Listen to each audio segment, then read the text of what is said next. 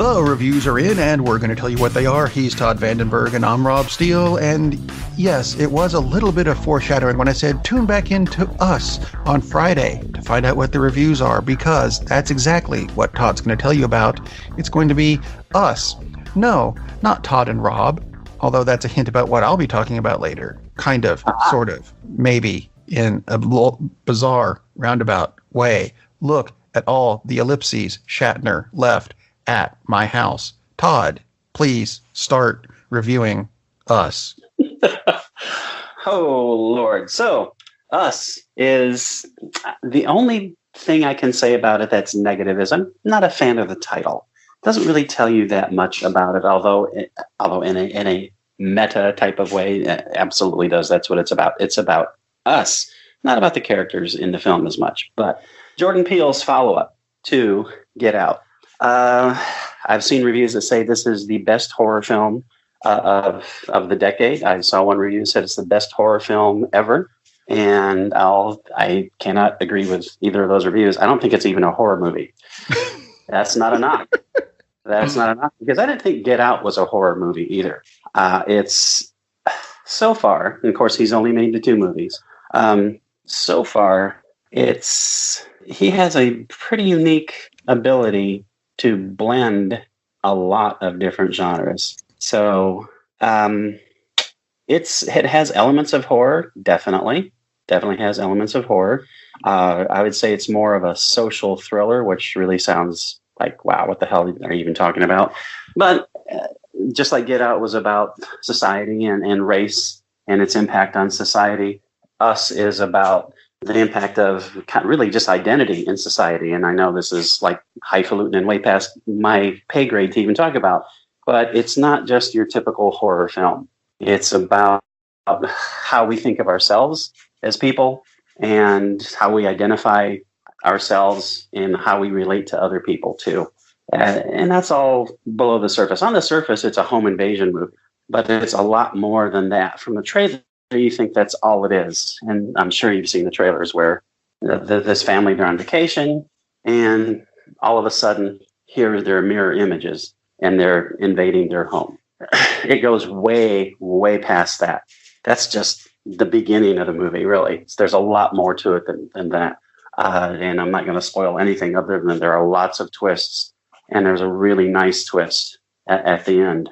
A lot of action, a lot of suspense, a lot of terror. So at times it is scary, but it's not a scary film. It's very intense though, and there's a lot going on in this movie. I'll say two things that made me really, first, let me say three things. Really entertained by this movie. Absolutely recommend this movie. Another thing is this proves that they could not have found a better person to reboot The Twilight Zone.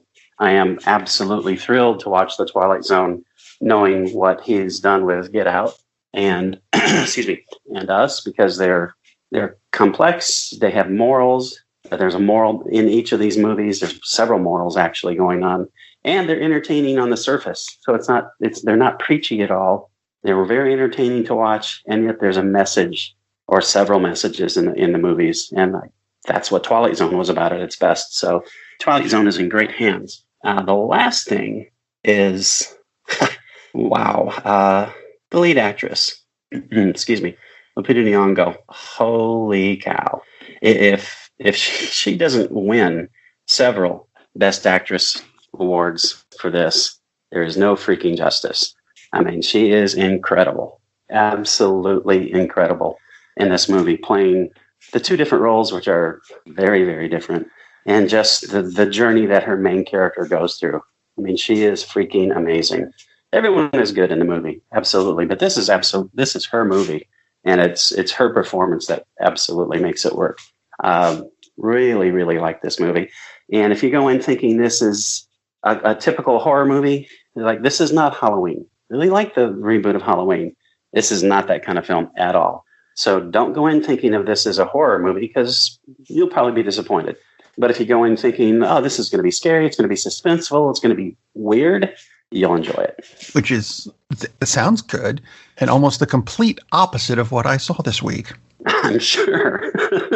I'm Sure, it's Except that what I saw was also, well done, well acted and everything. And yeah, I think someone deserves an award for this. Lupita Nyong'o was not in this one, though. And the one I went into to see this week was not a movie I had intended on seeing, except for one thing, because the two main actors in it, I got to admit, not a big fan of either. One of them just because he's never really done much of anything for me. The other one, because he has a tendency to team up with Will Ferrell and make movies that I consider to be intelligence draining. And, another reason I had no interest in seeing this movie initially was because it's a biopic of two people I never particularly paid much attention to in the first place. The main thing I knew about these two people were I pretty much got everything from when they were in a Scooby-Doo episode back in 1974. Oh, Rob, you're so terrible. I just never got around to seeing anything on Laurel and Hardy. So seeing the movie Stan and Ollie wasn't much of a thing for me. I was expecting to learn something, and I figured I probably should, because about 5 miles from my house, really? Oliver Hardy was born, and that's where the Laurel and Hardy Museum is. I haven't been to it yet. I'm probably going to go to it soon now. But I said, you know what? I'll watch this because, it's something I should probably do. I probably need to know more about these people. They're big in the history of movies. They are. And entertainment. I didn't realize how much, but and you find out during this particular movie where Steve Coogan plays Stan Laurel, and he's the one who should probably get an award or two out of this. And John C. Reilly plays Oliver Hardy, and yeah, he's the one who teams up with Will Ferrell that I normally, if he's not with Will Ferrell, I like him, and he's not in this movie, therefore I liked him. See? It's that. And I'm going to describe this movie in a way that, like you said, Us is not a horror movie, it's all these other things. I am going to describe Stan and Ollie as a romantic comedy without a platonically romantic comedy. A bromantic comedy. That might even work. Because it's really about the relationship between Laurel and Hardy in the later years after, because they've broken up and they're in the process of getting back together. Boy, does that sound like a romantic comedy. There's no sex at all it's mentioned a couple times. Not between the two of them. They both have wives played by Shirley Henderson, who I think also does a really good job, and is really bizarre because she's maybe half the size of she plays Oliver Hardy's wife, only she's half the size in height and maybe a tenth the size in girth. I mean, next to him, she is just tiny. And Nina Arianda, her. She plays Laurel's wife, actually. And I think both of them, they mentioned this, that they've had several wives throughout their career. That's why they have no money. Damn you, alimony. It's a thing. And this is about a tour of Europe they did while they were trying to get money together to do a Robin Hood movie, which never got made. That's a spoiler. You're going to find that out in the first 15 minutes. Don't worry about it. But basically, it's how they get back together. Will Oliver's health hold up and let them carry on? I mean, it's just about the tour they had after World War II through Great Britain and toward the end, Ireland. There's a lot of fighting, a lot of talking about how they wrote their material, a lot of backstage stuff. And it's actually just, it's fun to watch because when they were with other people, they were pretty much always in character. And even a lot of the times when they weren't together, Laurel goes off to go talk to the producer of this movie, who you're not going to like. I'll go ahead and tell you that. You'll figure that out quickly enough anyway. He stays in character, and even him by himself is very funny. Which is why next week I'll be reviewing several Laurel and Hardy. I'm kidding. I'm probably going to watch a couple between now and then. But and I think that's a good thing because these guys were huge, and I didn't realize how much. But it's going to make me want to watch the actual Laurel and Hardy movies now, of which there are, I think, 160, which will keep me busy at least until next week. It will. And I think that's a good thing. If you watch something that makes you want to watch something else, or something that makes you go, ooh, history, what a concept. Let's go back and watch this. It's a good thing. Is this movie going to win, Oscars or anything? I doubt it. But you know what? It's still a good movie. I'm not going to watch it religiously, but I did watch it, and it made me want to watch other things that I think could be also good. So I'm going to recommend Stan and Ollie, which is now streaming, because we missed it in theaters. Both of us had mentioned it. Yes. Seeing the trailer and going, this looks weirdly good. And you know what? It was weirdly good. So stream this. I like weirdly good. I'll recommend a couple right out of the box. The music box. And I would hope they at least reenacted part of that. Is they're moving a piano. They actually that was mentioned, and they don't reenact that scene exactly in the movie, but and this is probably a dramatization, it actually did happen to them in the movie. And they kind of make a reference to that bit. Didn't we do this before? It was a piano last time, but it's actually a trunk. They drop down the stairs after they spend all this trouble getting it up, and they just kind of go, do we really need to take that trunk with us? Yeah, that's a callback. And the Flying Deuces, where they're pilots. Tons of things that they did, obviously, but they had a brilliant chemistry. And I'm looking forward to seeing Stan and Ollie. So they were two of the biggest stars ever. One of them literally. Hollywood. One of them literally, right. And they both had pretty good careers as solo artists afterwards. So good. Another weirdly good film. I like it. Speaking of weirdly goods, you have a couple of one weird and one good film to compare? Yeah, I do indeed. Last week talked about Captain Marvel, and Rob had reviewed Alita Battle Angel, which still should be called Battle Angel Alita. But anyway, besides the point, a few weeks ago, and liked it. Good movie. I finally got to see it yesterday, and I think I may have liked it even better than you did. I don't think it's a great movie, but I really enjoyed the movie. I think it's really odd that the internet trolls who are so against Captain Marvel were pushing Alita Battle Angel instead, because it's the same story. It's just not set in the Marvel universe. A young woman kind of just wakes up, doesn't know who she is, doesn't know anything about her background, tries to find out who she is, tries to find her real purpose, her own power. It's exactly the same story. Incidentally, both win. Spoiler alert. I thought Alita, keep on calling it Battle Angel Alita. I thought Alita was really well done. I'm sick of hearing all the comments about James Cameron this, James Cameron that. It's like, he produced it. Robert Rodriguez directed it. Can we get a little love for the guy who actually made the movie? It's like, oh my God. I think for every one mention of Robert Rodriguez, you read, they mention Cameron 10 times. It's like, back off, please, okay? This is his project, but he didn't make the movie. Robert Rodriguez has done some terrific movies. I think this is another. I don't know if it's terrific, but it's really, really good. Again, it's a lot of fun. A lot of fun. The action sequences, because we were talking about when the trailer came out, and I was like, wow, this looks really good. Happily, the trailers only scratch the surface on the action sequences. There's a ton of really good action.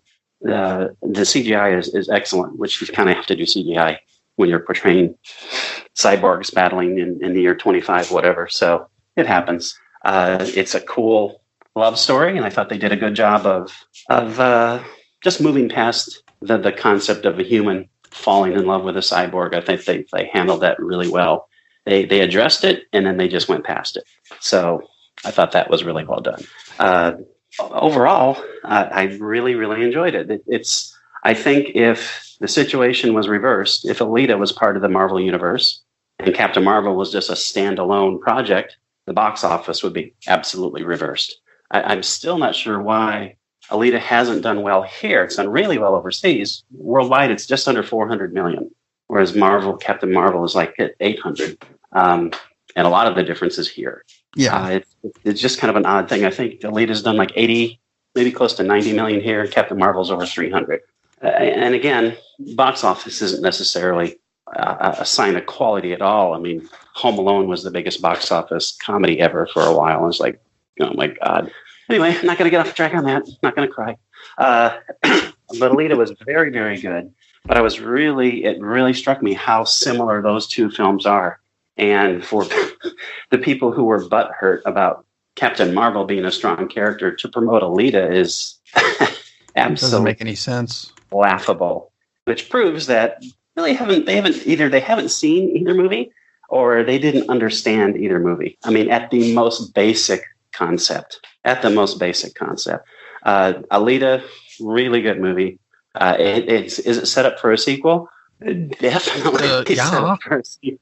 They practically hung signs to say, "Wait for the next installment," and it should. It should have a sequel, and it's made enough at this point where I'm sure they will make a sequel. I just hope they keep Robert Rodriguez in place for it, because I thought he did a terrific job in this. Really, really enjoyed Alita, Battle Angel, and maybe for the sequel they'll just call it Battle Angel Alita. That would make me happy.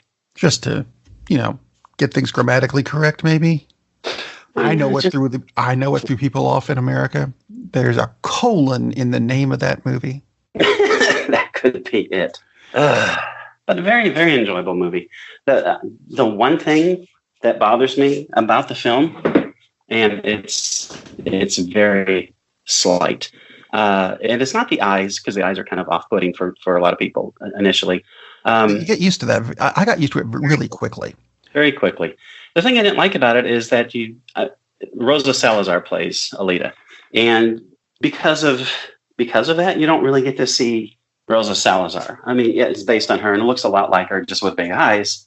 But it kind of does a disservice to her, because she's terrific in the role, and you almost don't get a feel for. You don't get a feeling for what she really looks like, just because of the guy thing. So, and that won't change with the next movie, obviously. But you can definitely expect to see more of her in films going forward. I thought she was great. Absolutely great. I'll agree with you. And I want to see more of her in other movies. Let me rephrase that. I would like to see her acting in a lot of other. I'm not going to get that out correctly. I want to see her in a Marvel movie. There we go. Be fine, but I think that'd be great to see her in a Marvel film. It'd be very, very cool. Not that I want to put her in the superhero ghetto, as some people think of that type of film, but that would be great. And maybe it'll happen someday. And if we ever find out about it, we'll let you know on the Sunday show, which you can tune. Damn it, I do it again. I really do. It's Mondays. It's Monday. Damn it, Mondays. Turn your dial to the right. I need a lasagna. Anyway, so yeah, once we find out, tune into the Monday show, because we'll let you know.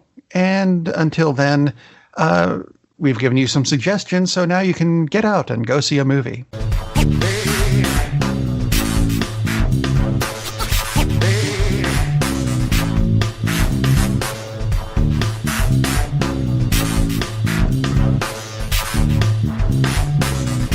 That's pretty much it.